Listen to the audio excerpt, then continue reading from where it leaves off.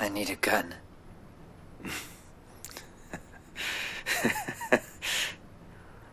Wow. First thing he says in 3 years. I need a semi-automatic. You rest. You're running a fever.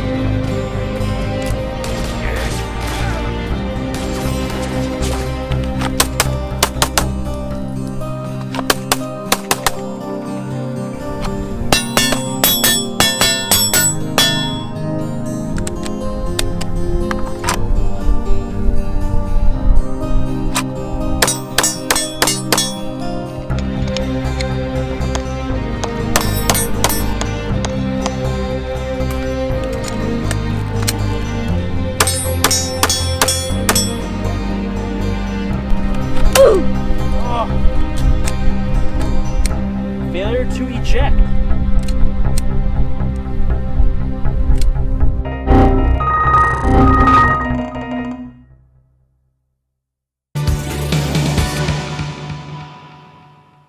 How's it going, everyone? My name is frontier.setter, and this is my review of the Glock 19 Gen 5 MOS.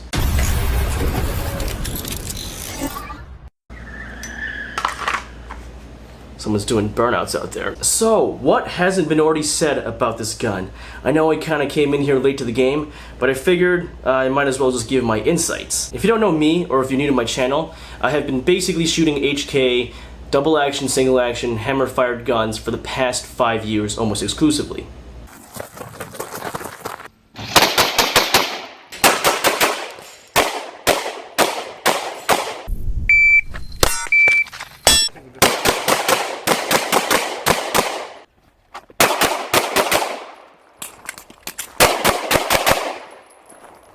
And I really wanted to try something new, so I bought this Glock, brand new in box with my own money, after being convinced by a couple of my friends and people that I would consider a lot more knowledgeable about firearms than I am, to buy this Glock, because it is considered the best fighting handgun. Now, there's a lot of things that I like about the Glock, and there's a lot of things I don't like about it. So if you don't really like hearing negative criticism about your favorite handgun platform, then please feel free to watch another video, because this one probably isn't going to be for you. However, this might interest you in why other handguns maybe are worth looking into. So, let's jump into my first impressions.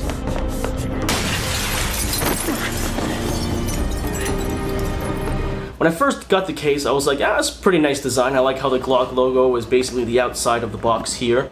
And it comes with a lot of additional goodies, as well as 3 magazines, which is quite nice, the included MOS plates, and a bunch of back straps that I'll just never use. But I gotta say, the attention to detail and quality was mediocre at best. I remember when the Generation 5 first launched, there was a lot of criticism about the front slide here, how it was not bevel with the frame. And the nice thing is that they did fix that with the MOS version, but it kind of showed that even though they do listen to customers over time, the initial launch kind of felt rushed.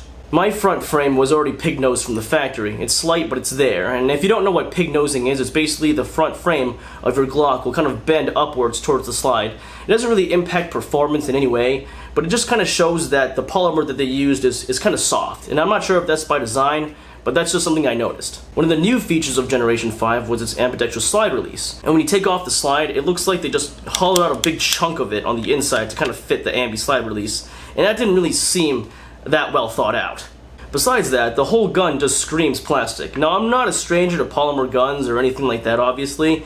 But having plastic sights, which I think is kind of a joke on a combat handgun, and also plastic mags and plastic mag release, as well as a plastic guide rod, just really screams plastic all over this damn thing.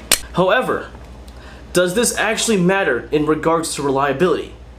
And before I got into the testing phase, I was really ready to say no, it doesn't. But after putting some rounds through this, I don't know. Maybe it does. Yeah, that makes sense.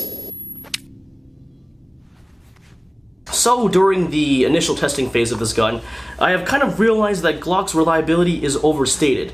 Now before you rip my head off and dislike this video and never come back, just hear me out. The sample size of testing I have is only this one pistol, so it could just be this is the lemon. But I just wanted to kind of go through my thoughts on why this messed up so bad.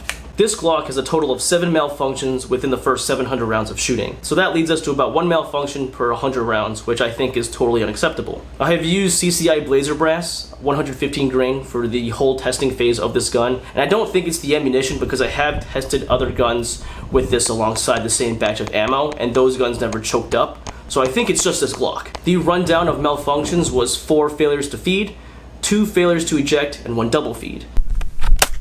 Oh. Ooh. Failure to eject.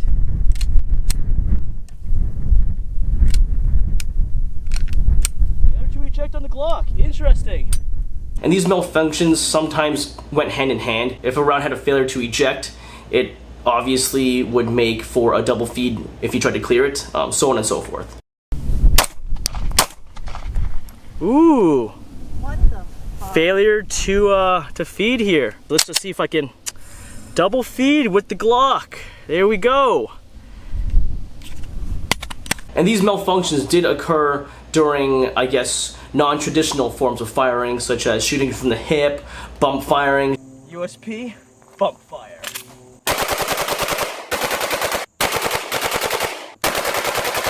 Shooting with the offhand, stuff like that.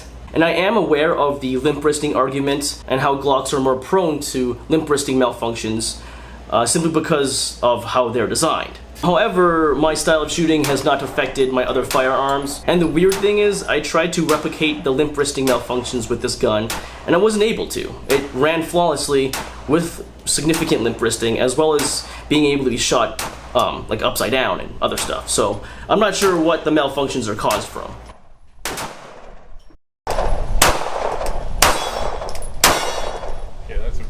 It's almost more accurate upside down.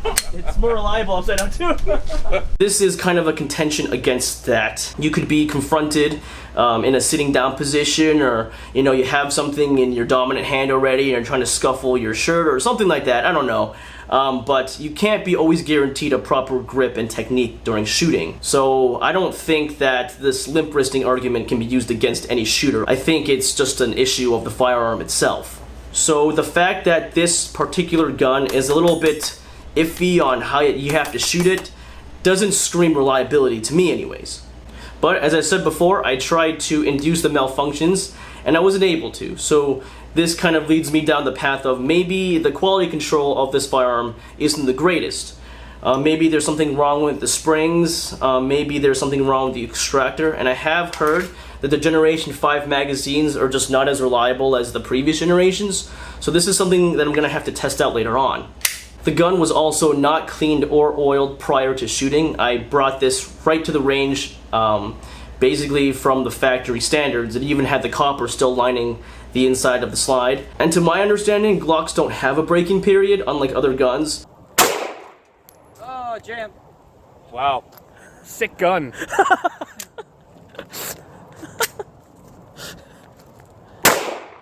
Jam. Did I not do this right? Hold 2 it harder. jams in a row. Hold it harder. Heat. Jam.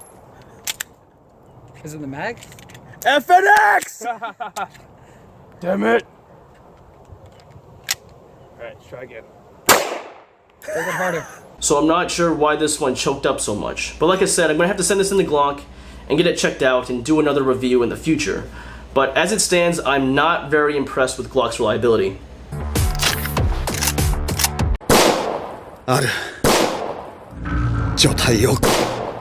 Moving on to the sight situation here. So Glocks come with, their classic plastic sights. And I know they've been working for a lot of people, but honestly, I do believe that plastic sights on a combat handgun is bullshit. Every other gun in the world comes with metal sights. And you're probably asking, well, why do you need metal sights? Well, if you are planning on doing one-handed manipulations like racking your sights off something hard or something like that, they can tend to snap off. So I always try to replace my sights with Trijicon HDs. This is the sight picture that I'm really used to, and I think it's really intuitive. And so I used my good old Chinesium vise to replace these sights, but not really without incidents. No fault of the Glock, just because I use some pretty cheap shit sometimes. What the fuck's going on with my goddamn vise? Okay, now I gotta fix my fucking tools too. Shit. Chinesium bullshit. There we go, that looks good. That is our new rear sight with the nice good old U-notch. Honestly, why couldn't you just have a fucking front dovetail like every other company, huh? Alright, I somehow magically was able to do this. Alright, I think that is on. Alright. And one of the things I always hear is that the Glock sights are just placeholder sights, which is a fair argument. However, if it's a placeholder for sights, then why not make the gun just overall cheaper if you have to buy sights to begin with? Then why just not make them metal from the factory? I know Glock does have their sights in the metal format, so I don't know why they don't do that. I guess it's to save cost, but it's not really to save cost to the consumer. The MOS is a really nice system. I do love how firearms now are kind of moving over to this modular optics system kind of mount. So how this works is you basically take off this little plate on top of the slide, and then you have a whole bunch of other plates to mount different optics. And whether you want to believe it or not, optics on handguns are the future. So I had every intention of mounting this RMR onto my Glock, but then after doing some research, I noticed that the Glock stock plates aren't that great. So if you look at these third-party plates, you'll notice that they're a lot more superior in design. There's a lot more points of contact, there's a lot more threads to engage on the screws, providing a tighter lockup and a stronger method of securement. So if you're new to mounting red dots on pistols, you should know that how they're mounted basically determines how durable and how reliable that they can be. So having something that's secure is very important. Unfortunately, I ran out of ammunition before I could test the optics mount, but either way, I don't think I would have tested it with the bare minimum. I think I would have opted for one of the enhanced mounts, just because, like I said before, it's a better system than what Glock had to offer. なんか懺悔室にいるみたい。こうなった。 However, let's get to some of the positives. So one of the things I do like about the Glock is its trigger. So if you don't know what the Glock trigger is, it kind of has this mushy take up here and this mushy break. But the best part about it is its reset. The reset is super tactile, and it's really easy to find the wall every time, giving you a very consistent trigger feeling. And this is especially important if you're trying to do double taps, follow-up shots, you know, stuff like that. It's really easy to find the wall again and get really quick shots off in succession, which is great. For a combat trigger, this is perfect. I see nothing wrong with the trigger. I know a lot of people don't think it's the cleanest trigger, and it's not. But honestly, if you're shooting fast and you're just trying to put everything into the A box, this is well done, and I do prefer the trigger. One of the biggest improvements is to ergonomics. So I'm not the biggest fan of finger grooves on my guns. I like everything to be kind of flat. I do have kind of smallish hands, so sometimes the finger grooves don't necessarily fit with my fingers. So they did improve that with the Generation 5 in my opinion. And the nice thing about the MOS version is it doesn't have that half moon cut where the pinky is. Now I know the regular Generation 5s do have that still, so that's kind of why you should opt for the MOS version if you do have that extra cash. The grip texture is aggressive, but it's not too aggressive. So when you're carrying it appendix, it doesn't rub on your skin at all, so it's pretty comfortable throughout the day. And it also gives you a nice grip if you're gripping hard to it. Your skin kind of just sinks into the texturing, and it locks in fairly nice. And also the MOS version comes with the nice front serrations for your tactical press checks. One of the biggest things I was looking forward to in this Glock was how the frame was designed. So I honestly believe that the Glock frame is very conducive to modern high thumbs forward grip. And this is really important because it has this little ledge here on the frame that you can almost use as a gas pedal for your thumb. So that just helps mitigate recoil and also kind of stabilize the gun as you're shooting, which is a fantastic thing. You can see other guns using this portion now, giving it a little bit of texture and all that. I think some places call it like an accelerated cut. or like a thumb shelf. Either way, it's a really nice thing to have for a modern handgun grip. Now, a lot of people were like, oh, the low bore will help mitigate recoil, but honestly, it didn't feel more or less flippy than other guns I've shot in the past. The low access thing, I don't think really matters, in my opinion. I can shoot everything flat just fine. So I think this kind of just comes down to technique and not really a feature of the gun. One of the misconceptions I've learned during my dry fire practices is that I always thought because the sights were closer to my hand, they would be easier to acquire on targets. And like I said, during dry fire, when aiming at targets in your room or whatever, it seems like it is true, but when you're live firing, it doesn't really make a difference. But like I said, that's not really a fault of the gun, that's just something that I've noticed for myself. Now this is something that not everybody will agree with, and like I said, I think this comes down to training. A lot of people really praised Glock for its more aggressive forward grip. You can cant your wrist a little bit more, and it's supposed to basically bring your bones or whatever all in line with the slide and make it a lot easier to control recoil. And I honestly think when people throw words around like biomechanics and all this other bullshit, it's just bullshit to me, honestly. If you don't know my background, I have boxed in the past. I am a competitive powerlifter, and I can tell you that your wrist is most strong in its natural forward grip, natural point position. This is when everything is in line, all your tendons are together, and this is how naturally you want your grip to be. Having it canted forward or anything like that does nothing but to weaken your grip, which basically weakens your overall recoil control of the gun. I just don't know where this meme comes from, like having to drive your gun down. I mean, it's not like you're driving it down like this or anything. That small little bit of angle change does not affect how you shoot the gun. And I thought it did. Before I was shooting this gun, I thought like, wow, Glock must be like the flattest shooting gun ever. I mean, it shoots well, but it doesn't shoot any better than like my USP here. It shoots the same, basically. I could not tell any specific difference during live fire or training drills or whatever you have it. There's no difference. I feel like because I've trained more with the natural firing grip, I'm just a better shot with other guns that have a more natural grip. So it's a training thing. If you shoot Glocks a lot, you're going to be obviously better with shooting Glocks. If you're better with shooting USPs, you're going to be better with shooting those. So this gun doesn't give you inherently better shooting skills. It's just a gun. It's just a hammer. It's just a tool. I know the Generation 5 also boasted this magwell here, and I'm a huge fan of it, honestly. It's really low profile, doesn't add much thickness to the gun. I think it's still really easy to conceal, and it honestly does help with reloads. When I compare it to my other guns, I actually can reload the Glock much faster. I'm not like a huge speed reloader or anything like that, but I was pleasantly surprised by my own performance of how the magwell did, so I think that was a great little addition there. And the benefit is you don't have to buy another magwell for this. It just already comes included with the gun, which is pretty cool, so good job, Glock. I was worried about the button mag release for a little bit, just because, like I said, I'm so used to firing HKs. Everything that they have is by the paddle. But the button mag release is pretty simple and intuitive. It took me only like a day to kind of get used to it.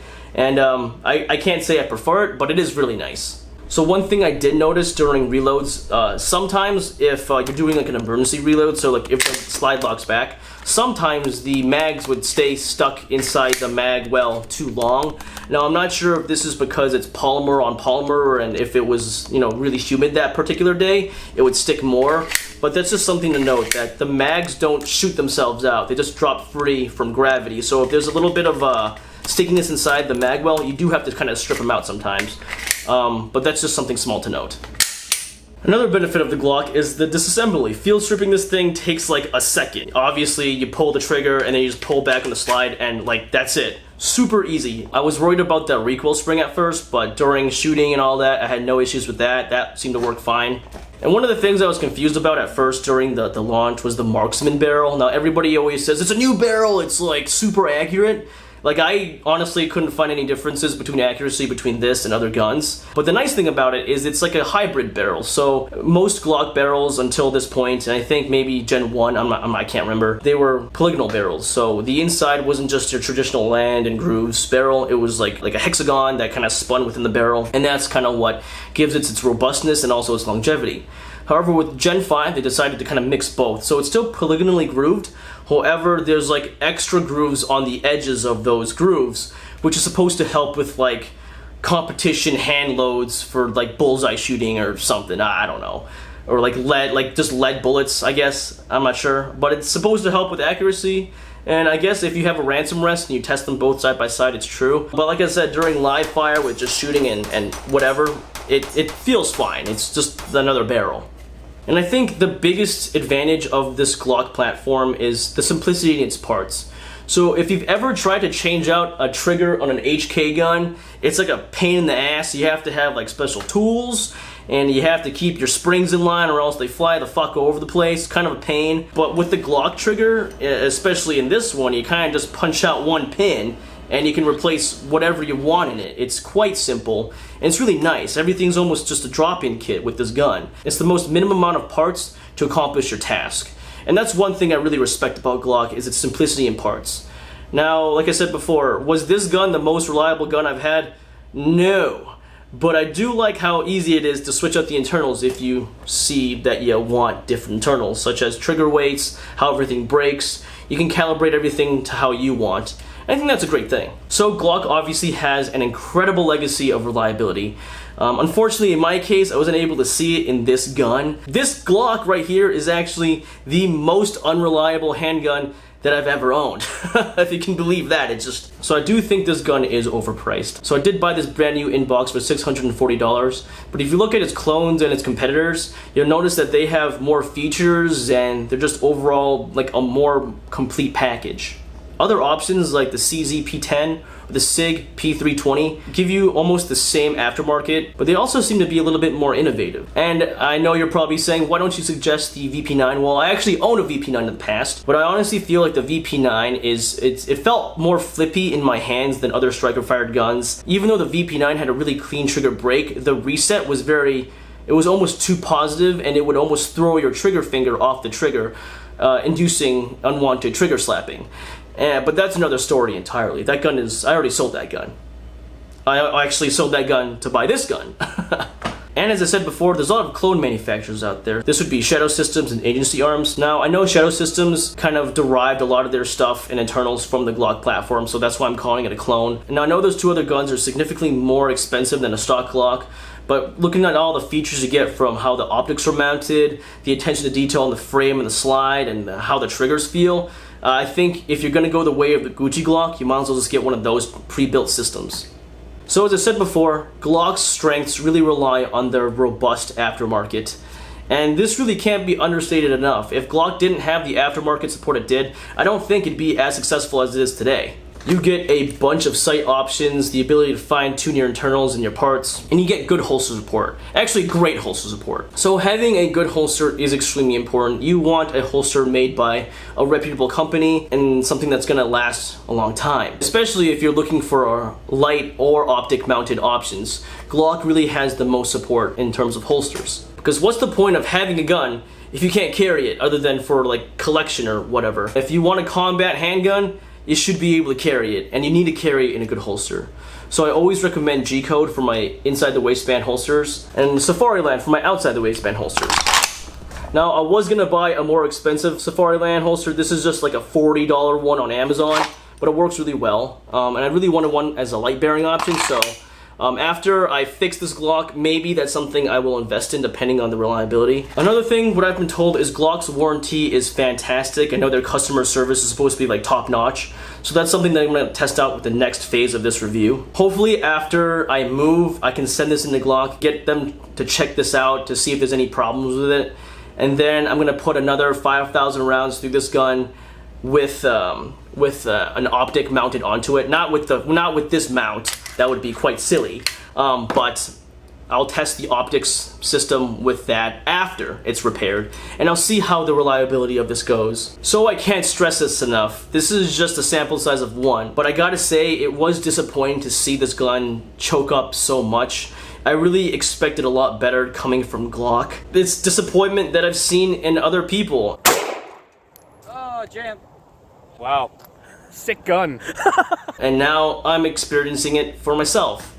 So it's kind of sad, you know? Just being disappointed. They ask you how you are, and you just have to say that you're fine when you're not really fine. So with that said, because there's so many other options out there, I do not believe that the Glock is the gold standard, at least not anymore. I think Glocks are the bare minimum. Now I know a lot of people are gonna take that and be really offended by it, but there's nothing wrong with the bare minimum. That's kind of what Glocks have always been. Just a very simple, easy platform to work with, and that just gives you what you need.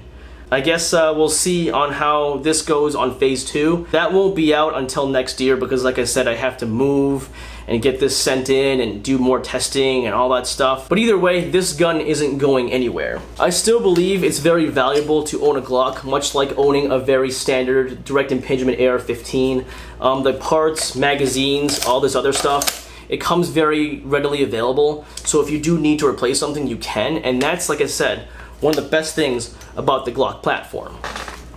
If you like what you saw, please feel free to share the video with your other friends. Like the video, it really does help the channel a lot. But if you don't like what you saw, please just dislike the video and tell me in the comments why you didn't like it. I respond to every comment that's posted, and I look forward to seeing your responses. Either way, this has been Frontier Setter, and always remember, stay tactically kawaii.